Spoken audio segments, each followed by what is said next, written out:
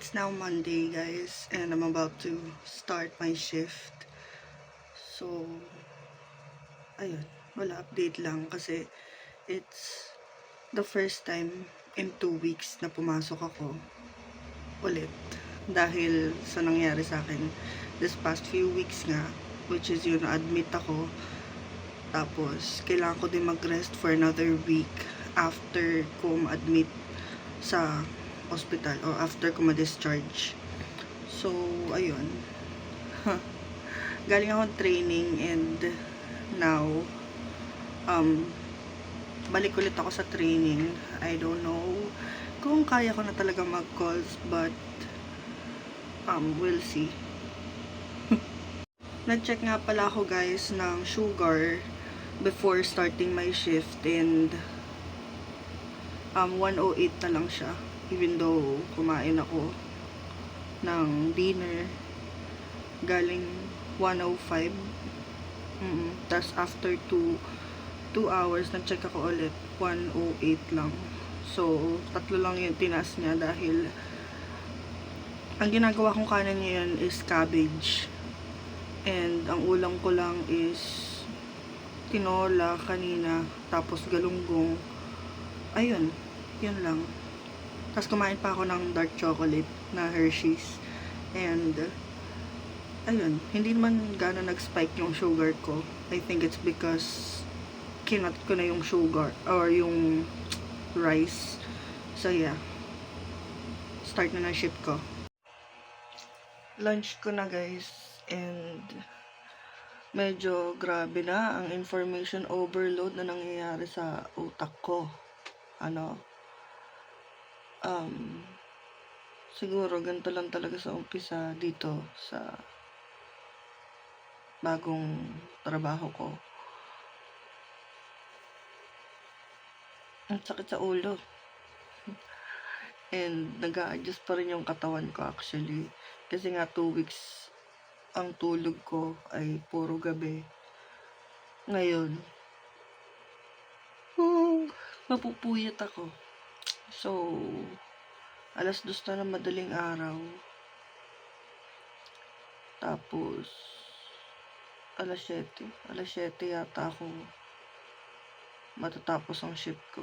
Dahil nag-start ako ng 10,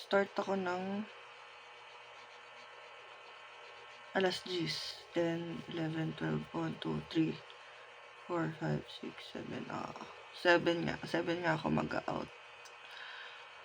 So, yeah. Ganto-ganto lang buhay ko. Pahinga muna ako ngayon. So, ngayon nakakapag-vlog ako. Kasi 1 hour yung lunch namin.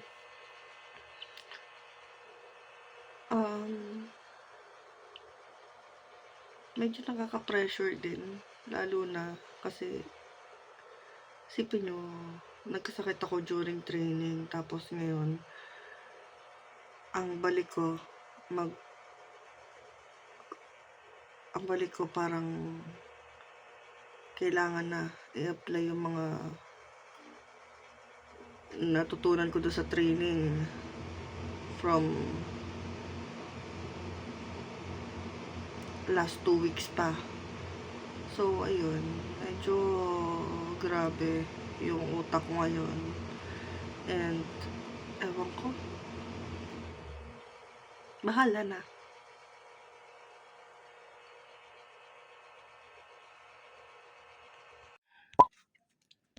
Tapos na shift namin, guys.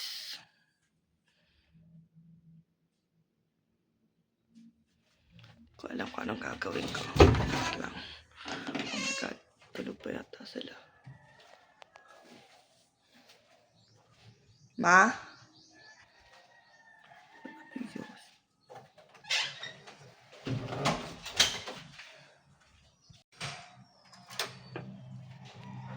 Tulog pa nga sila.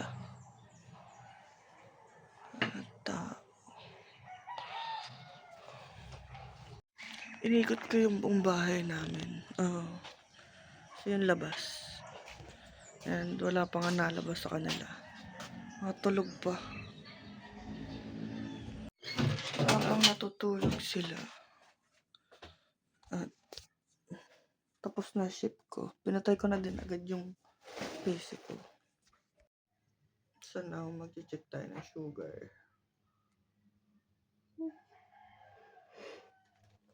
Ang gamit kong pan-check ng sugar is ito. Nakalimutan ko din pangalan.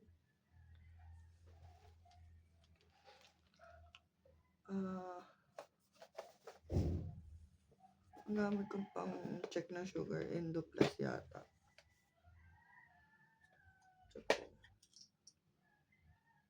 Elite Tokyo Japan blood glucose. Oh my god. Elite Tokyo Japan. Basta ganito yung itsura niya. Nakita ko lang na ginagamit nung isang diabetic doon sa TikTok. Nung nagti-TikTok. So, ayun. Ito na rin yung binili ko. Kasi,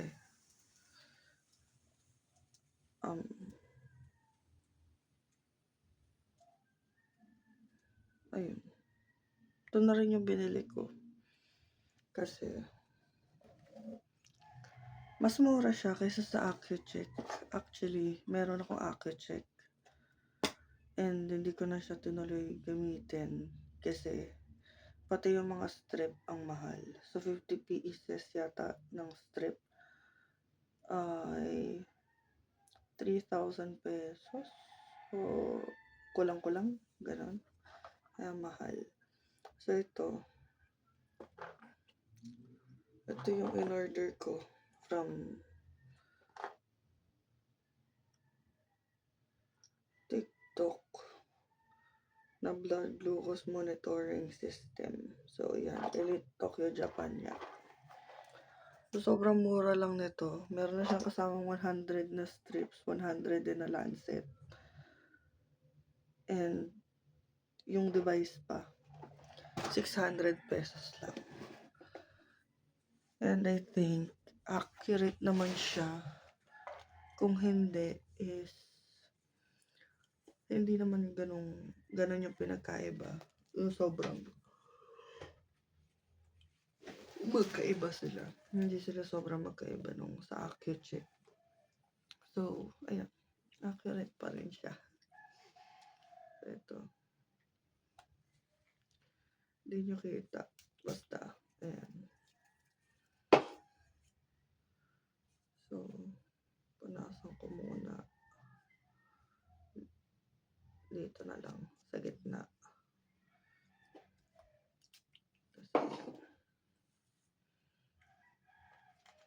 Tapos, tong pen. Ayan. Number 3 lagi yung gamit ko. Dati, number 2. Kaso, parang ang hirap kasi paduguin kapag ka number 2. Kaya, number 3 na lang yung ginamit ko. Kahit yata lancet dun sa Accu-Check, namahalan ako. Well, okay naman siya sa iba. Sa iba na madaming pera. Na may budget. Pero kasi, ang hirap kapag ka yung sobrang mahal, di ba? Para sa akin, mahal na yun. Kasi, itong ginagamit ko, 600 lang. Kasama na yung device. At saka, may kasama ng 100 na strip tas lancet. So, ito yung strip niya. Lalagyan natin siya ng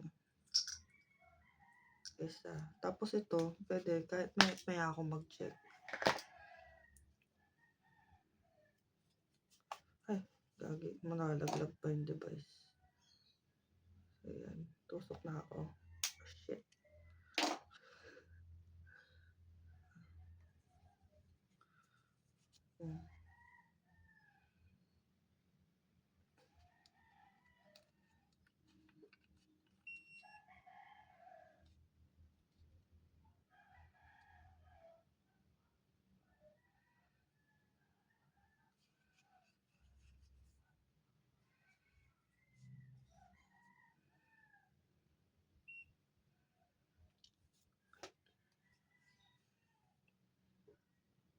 Akala ko sobrang baba. Ayan, 89 siya guys. 89 lang sugar ko ngayong umaga. So, okay na to. Normal na normal. Kahit sa may fasting.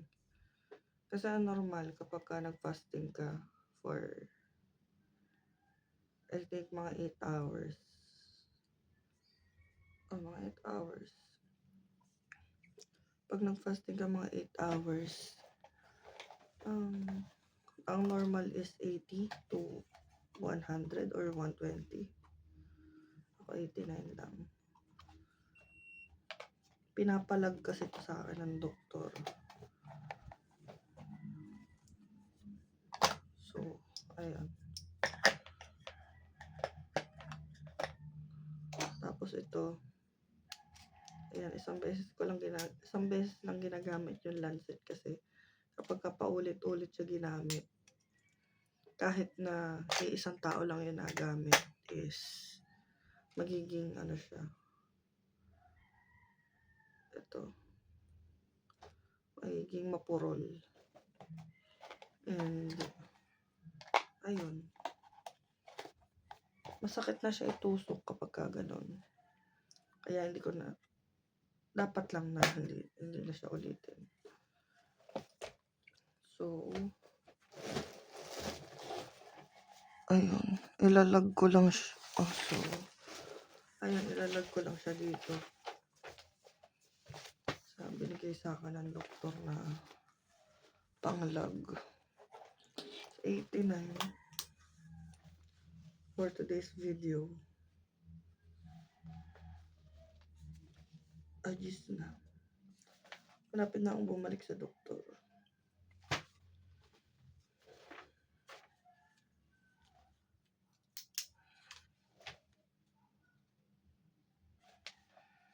Malaking bagay talaga. Yung cabbage lang yung ginagawa kong. Hindi ko alam kung rinig niyo yung boses ko kasi nakalimutan ko na mag-mic. Tapos nakalimutan ko na din na laksan yung boses ko. And as of this moment kasi mga tulog pa yung mga tao dito. So, ayun. Pero layo naman ang kwarto ko sa kwarto nila. Wala, ganito lang talaga ako magsalita. I think. So, ayun guys. Yun lang. And, alam nyo, pagod na ako. Kaya, matutulog na ako.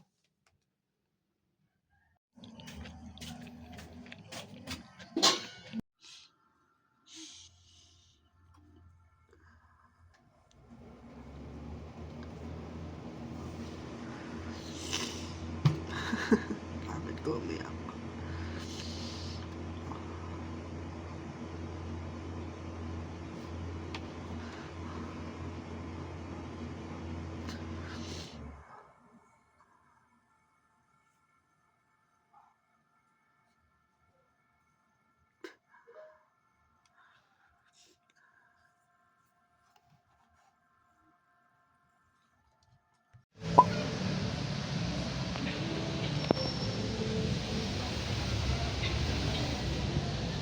Dito ako sa plaza. Iniintay ko yung turn ko sa doktor. Nagpapalipas lang ako ng oras dito sa plaza.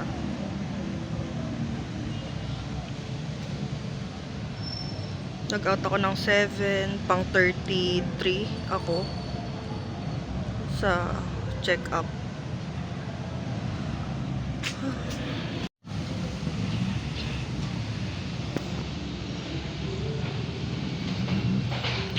Kalat na dito ngayon eh.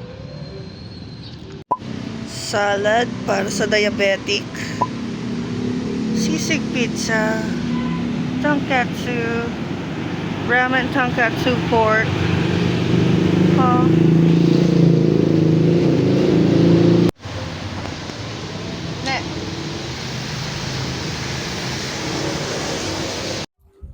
Hey guys, so it's probably gonna be my last day na mag-i-inject ng insulin kasi ayan, ganito na siya.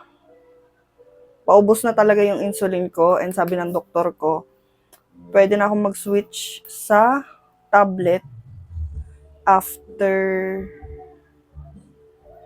nito, maubos. So, yeah. Sa tingin ko, maubos na siya ngayon. Tingin ko lang. Ayan. Last shot na siguro to. Ay, salamat naman. Matatapos din ang turukan dahil masakit, guys. Masakit siya. Lalo na kapag ikaw lang mag-isa nag-i-inject. So, yan. Alug-alugin muna natin. Ito, lagi ito nakalagay sa rep. Kasi, ayun, hindi siya pwedeng, kailangan lagi siya nasa rep talaga. Kasi, baka mawalan siya ng bisa. So, yeah. Hindi ko na alam kung anong further explanation doon, but you can search for it if you want to sa Google. Dahil may Google naman tayo, di ba? Nakapag-YouTube nga kayo eh. So, yeah. Ganito yung tsura niya. Hindi ko alam kung kita nyo, pero kita nyo naman yung anino, di ba? Merong nalabas na konting insulin na doon sa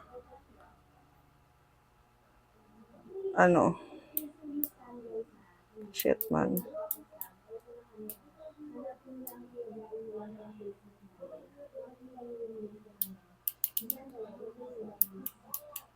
Ayan. So, sabi 20 daw. Yan, 20. Tapos ito, dahan-dahan ko lang i-inject dito. Yan, pisil-pisilin muna natin bago natin i-inject dahil medyo masakit to. Mainit siya kapag ka... Ito na. Ito na naman tayo. Okay. Pisilin ko na.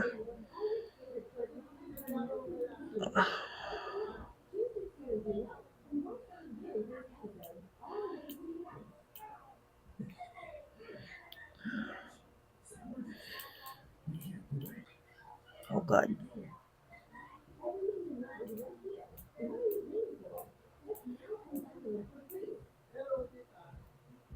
Oh God. Hindi ko alam kung OA lang ako, pero ewan ko, mainit kasi siya, guys, kapag ka tapos bilang ka lang 10 seconds after that, pwede mo na siya tanggalin. Okay. Let's go over it. Yan. Ganyan. Lagyan mo lang na ganyan. Tapos, ayun. Okay na. Tapos ito, babalik mo lang na ganyan. So, sa isang isang needle, yung, insulin kinembolar, kung ano man tawag dito, sa ganito, 20 pesos yata itong ganito eh. Pero yung insulin, ito, mahal siya. So, meron pa rin natira, guys. So, baka bukas, insulin pa rin ako, yan. As you can see, meron pa rin konting natira. So, kailangan natin ubusin to kasi sayang naman. Kaya, ayun. Yun din yung sabi kasi din ng doktor sa akin. Pero meron ako nung bagong nakabili na ako ng tablet na iti-take ko after nito. So, ayun. Ganun lang mag-inject ng insulin. And, ayun, pinakita ko lang sa inyo bago siya maubos kasi na-realize ko, hindi ako nag-video kapag nag-i-inject ako ng insulin. Kasi, masakit siya. Baka sabihin nyo, nag-iinarte ako pero nasasaktan ako eh. Masakit siya. Pero yung tungkol naman doon sa pag-check ng sugar, kasi diba palagi ako nag-check ng sugar. Ang pan-check ko ng sugar, okay, ma-recommend ko din sa inyo, itong Indoplus. Sa Indoplus ko to nabili. And 600 pesos, kasama na yung device, kasama na yung pen, ito. Basta yung panturok, pang-prick. Ayan. Tapos lagi ako naka number 3. Kasi nung nag-number 2 ako, hindi nalabas yung dugo masyado. Konti lang yung nalabas. na dugo. Tapos may mga ganito na din kasama, yung needle, 100 pieces na needle, tapos 100 pieces din na strip. So, sulit na sulit siya. Actually, meron pa akong device ng yung mamahali na brand. Hindi ko na lang i-mention or baka na-mention ko na dito sa vlog na to. Pero, ayun na nga, meron pa rin akong device no. Pero hindi na ako bumili ng pang nung needle tapos nung strip dahil mahal. 3,000 yung 50 strips lang. Kapag ka Endoplus yung ginamit ko, 100 tapos nakita ko lang kapag ka nag-refill ako sa kanya 100 pieces na yung strip tapos 100 pieces na din yung needle, naglalaro lang sa 600 plus yata or basta roughly 600. So, ayan na lang yung binili ko. And kinompare ko naman siya bago ko gamitin tong Endoplus. And ayun, somehow magkaiba sila. Sa tingin ko naman palagi siguro magkaiba yun kapag lagi mo siyang kahit magkasunod na test yung gawin mo, pero magkalapit pa rin. So kung normal, basta magkalapit lang siya, hindi siya nagkakalayo. Siguro mga 5, ganun lang yung difference, 10, ganun. Pero hindi OA yung difference nila nung isang brand na ginagamit ko dati na mamahalin. And ito kasi, nakita ko, ginagamit din yan nung mga nurse. So, yeah. Ayan. Nakita ko din yan sa ng doktor ko eh. Yung Endoplus.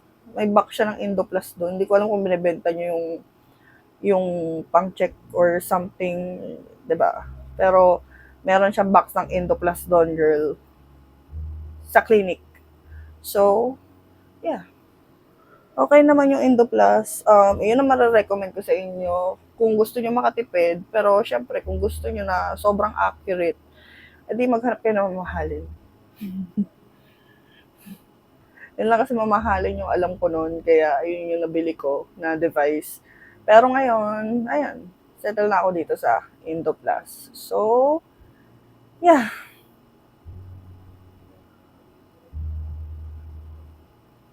Inom na ulit ako ng mga gamot.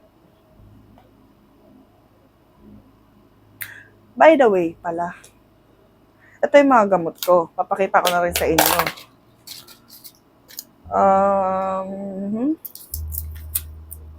Dapagliflozin. Tapos, meron ding ganito. At atorvastatin. Yan, paubos na. Pero, nakabili na ako kanina ng gamot. Meron na akong bagong set. Hindi ko lang siya nilalagay dito sa lagay ako ng gamot ngayon dahil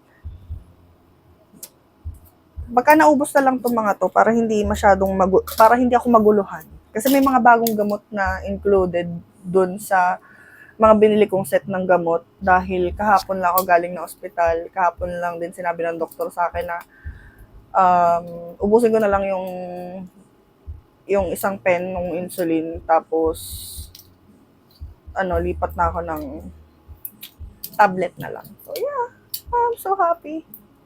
Dahil di na ako masasaktan gabi-gabi. So ayun, ito din, meron akong pregabalin plus mecobalamin, ayan. So, para yata to sa mga kalamnan ko or sa mga joints, ganon. And masasearch nyo naman itong mga gamot na to. Pero, syempre, pinapakita ko lang sa inyo yung mga gamot ko ngayon na meron akong diabetes, type 2 diabetes. Pero, ito kasing mga gamot na to, hindi siya nabibili ng wala kang reseta. Dapat meron kang reseta para lang safe. Kasi, syempre, mag-take ka, tapos hindi naman hindi naman nare-reseta ng doktor sa'yo. So, medyo delikado yung gano'n. Hindi medyo delikado, kundi delikado pala talaga. So, ayun. I highly recommend pa rin na magpa-check up kayo. ito naman, sinishare ko lang sa inyo kung ano mga nangyayari sa akin ngayon. Ang dami kong binibiling gamot. Kaya, dapat talaga wag nating abusuhin ang sarili natin, lalo sa mga pagkain, ganyan. Siguro, oo, pwede natin bigyan ng reward yung sarili natin from once in a while, sorry. Hindi from time to time, kundi once in a while. Dahil, ayun, baka sa kaka-deserve natin to, maging deserving naman tayo magkasakit, 'di ba? So, yeah. Siguro dito ko na lang din tatapusin tong vlog na to kasi mag-edit na rin ako mamaya. So, yeah. Thank you so much for watching this video, and please subscribe to my YouTube channel, like this video if you like this video, and please subscribe to my YouTube channel again. Comment kayo na kung ano mang gusto nyo i-comment dyan sa baba na mga video suggestion or kung ano mang gusto nyo. Kahit bash, ang mahalaga meron na lang meron lang pumansin sa mga ano ko. Charot lang. Of course, sana maging ano pa rin kayo, respectful. Dahil, ano lang, syempre, para hindi ako masaktan. Pero, ewan ko, sasaktan ba ako? Hindi ko din sure. Kasi, siguro medyo sanay na rin naman ako na ganun. Ewan ko. Sige na, bye.